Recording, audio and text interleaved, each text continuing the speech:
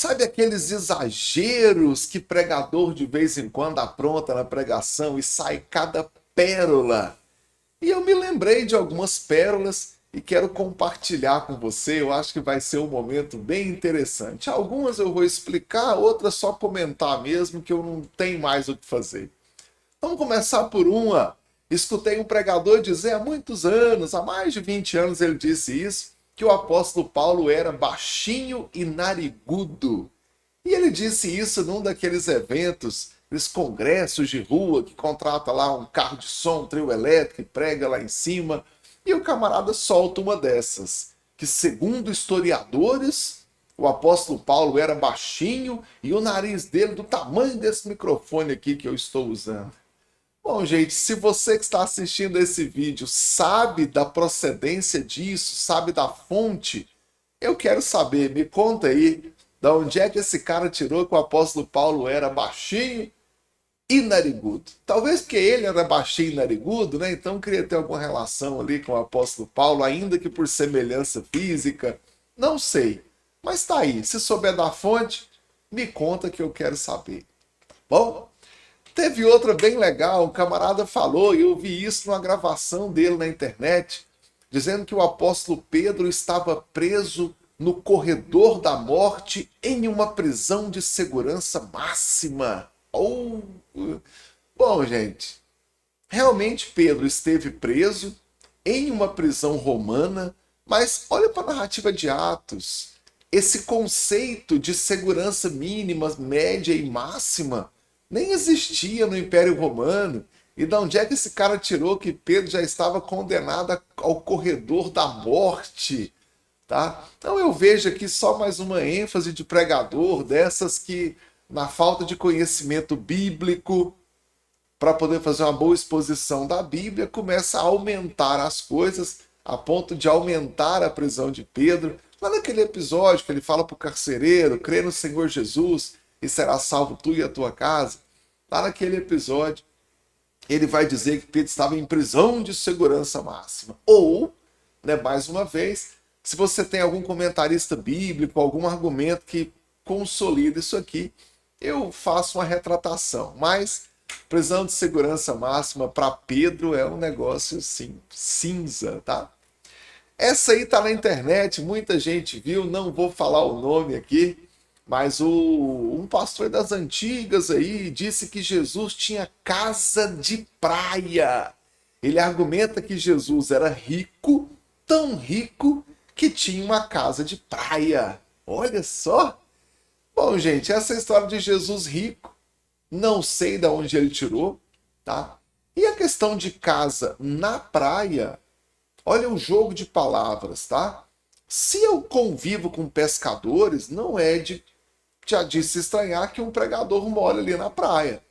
Mas uma coisa é quem mora em região litorânea, quem mora perto do mar, inclusive quem vive da pesca, ter uma casa na praia, na região da praia. Outra coisa é uma família muito rica que tem a sua casa. Eu sou de Goiânia, Goiás, então eu tenho minha casa em Goiânia, sou muito rico e eu tenho uma casa de veraneio, eu tenho uma casa de praia que fica ali fechada o ano todo. Nas minhas férias eu me mudo para lá. Então, quem quer famílias que podem ter isso são famílias ricas e podem dizer: eu tenho uma casa de praia ou uma casa de veraneio. Agora, misturar uma família que depende do comércio marítimo ali, que seja ver do peixe que pesca, e tem uma casa na praia, e chamar isso de casa de praia, no sentido de uma casa de férias, como se diz no meu estado, os antigos falam isso, pulou o corguinho de ré. Né? Aqui não dá para aceitar, né? Mais um exagero de pregador que tá difícil essa, tá bom? Essa próxima, se vocês pesquisarem, vocês encontram por aí. Uma mulher, né, que se intitula Apóstola, disse que o diabo nasceu em agosto. Gente, essa é ótima. O diabo nasceu em agosto. Gente, nós não sabemos quando os anjos foram criados. Nós não sabemos, tá? Quando fala da criação, da criação do mundo, da nossa criação, não fala da criação de anjos após a criação dos homens. O que nos dá a entender que quando Deus criou esse mundo, já tivesse criado os anjos. Mas também fala que, quando fala da queda de Satanás, eu vi Satanás como um raio cair do céu. Então, já existia um mundo quando houve lá a revolta em que um terço dos anjos, né, Satanás e um terço dos anjos, foram expulsos da presença de Deus. Então, o máximo que a gente tem é isso. Mas especificar que o diabo nasceu em agosto, aqui é mais uma afirmação que não contém base bíblica. Se você souber, me ajuda, gente, me ajuda. Põe nos comentários aí que eu quero saber de onde é que vem essa história que o diabo nasceu em agosto, tá? E essa aqui está na tradição católica romana, mas eu vi um pregador evangélico falar o nome dos dois ladrões da cruz. Falou o nome dos dois. Gente, existe sim uma tradição que fala o nome de um dos malfeitores. Tudo bem, tá? Mas não é bíblica. Inclusive, chamar de ladrão da cruz também não é bíblico. Observa a narrativa, diz malfeitores. Então eu tenho dois criminosos, mas eu não tenho ladrões. Pode não ter sido por roubo que eles foram condenados, tá bom? Então, cuidado. A Bíblia não diz ladrões, diz malfeitores. As traduções não afirmam que eram ladrões, tá? E não fala o nome de nenhum dos dois. Então, muito cuidado, não afirme o nome deles. Aí você pode até falar, olha, segundo a tradição medieval, tem esse nome aqui, mas não é uma fonte bíblica essa informação, ok? E as histórias acerca de Jesus, gente?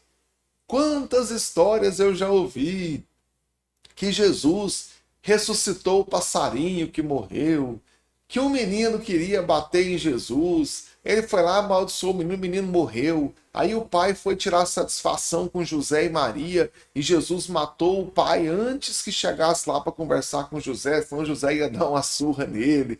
De que Jesus fazia milagre escondido quando era criança.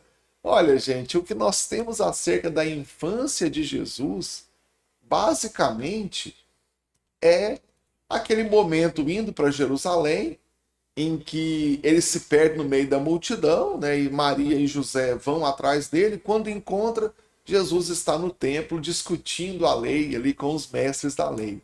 Não sabemos praticamente nada, né, senão esse episódio da infância de Jesus. Qualquer outra informação é antibíblica. Você pode ainda usar, olha, o autor fulano fala aquilo.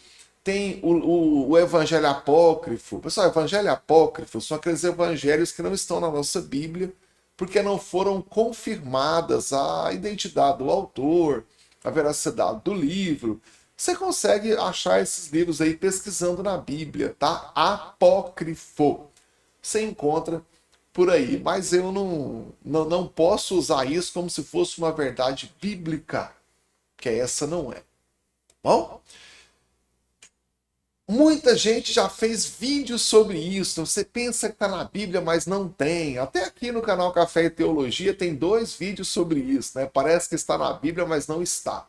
Como é bordão demais, todo mundo fez, eu já nem me preocupo em fazer esses vídeos. Tanto é que o vídeo lá era de um antigo colaborador do canal, é o pastor Joel Nascimento, mas eu não penso em fazer. Mas essa é tão comum que vale a pena um realce aqui da minha parte, tá? Dizem que está na Bíblia. Me diga com quem tu andas e eu te direi quem és. Gente, isso não está na Bíblia, tá? Não há versículo quanto a isso.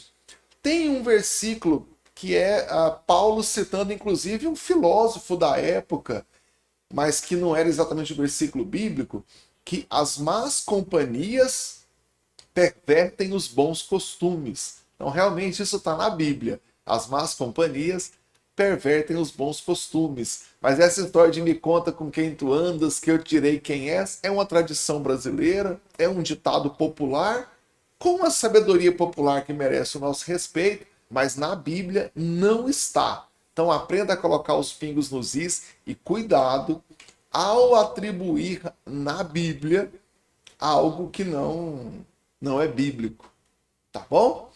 Aqui mais um detalhe que eu acho que é só uma falta de ênfase. Peraí, tá aqui, ó. Golias foi morto por uma pedrada de Davi. Ah, aqui o pessoal que gosta de fazer campanha, especialmente os neopentecostais, erram muito nessa parte aqui. Porque vão dizer que tem que fazer a campanha das 5 pedras, os 5 passos da vitória, as 5 pedradas em Golias, e Golias morreu com a pedrada. Leia lá o texto bíblico falando sobre a batalha de Davi e Golias. Você vai ver que Davi derruba Golias com uma pedrada, mas também mata Golias com a própria espada do Golias. Observe esse detalhe na narrativa bíblica. Inclusive, isso desmistifica um pouco a questão do tamanho de Golias. No antigo hebraico, chamar alguém de gigante nem sempre era a questão da altura, mas um guerreiro muito poderoso em batalha, muito forte, poderia também ser chamado de gigante, tá? É muito comum isso. Quem assistiu o filme O Gladiador, aquele com o Russell Crowe, tem vários Oscars, foi lançado no ano 2000, tem uma parte que o príncipe fala assim, mas você não parece ser o gigante que dizem. Ali os produtores lembraram desse detalhe. E como ele era um guerreiro muito poderoso, ele passa a se chamar de gigante, faz o sentido de poderoso guerreiro e não do tamanho. E o menino fica ali confuso se era um grande homem, né, uma pessoa alta, um gigante, ou se era apenas um grande valente, né, portanto um gigante. Se Golias estivesse lá 10 metros de altura, qual tamanho teria a espada de um guerreiro de 3, 4 metros de altura? E como é que Davi, não sendo exatamente um homem alto, tanto é que ele vai vestir a roupa de Saul e não consegue sequer ficar em pé, cai sozinho, consegue pegar a espada do próprio Golias e matar Golias. Então, pensa nisso e, por favor, para de falar que Golias morreu na pedrada, porque não morreu.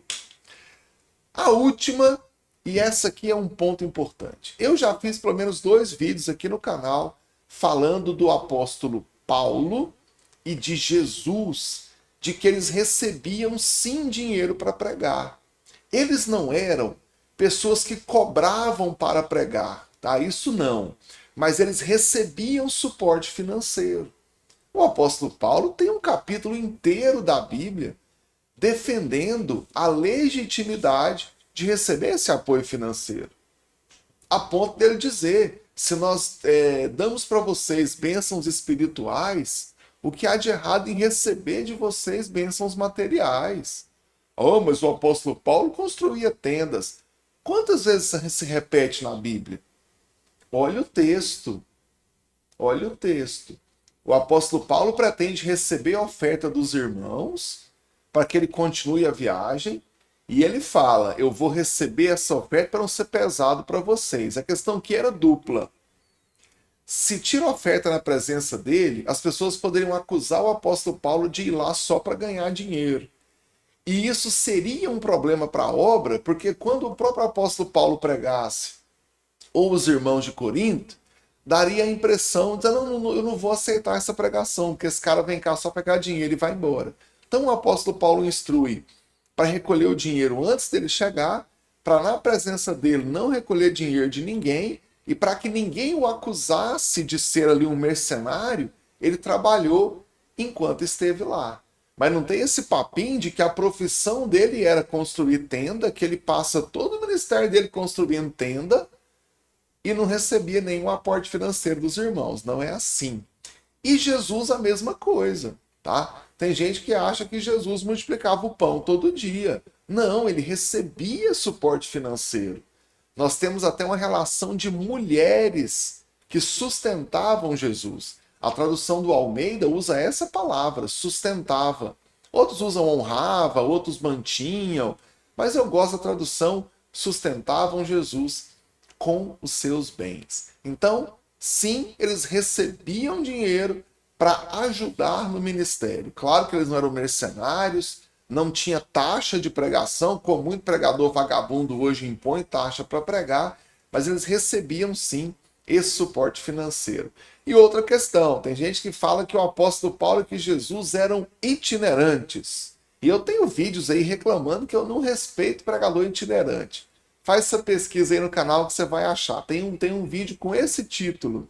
Aliás, o vídeo está bem inferior que esse, a qualidade de áudio também, que eu gravava vídeos só com o meu celular, mas o título é Eu Não Respeito Pastor Itinerante. E aí os camaradas vêm no comentário do vídeo dizer que Paulo era itinerante e que Jesus era itinerante. Pessoal, vamos colocar um pingo no i aqui?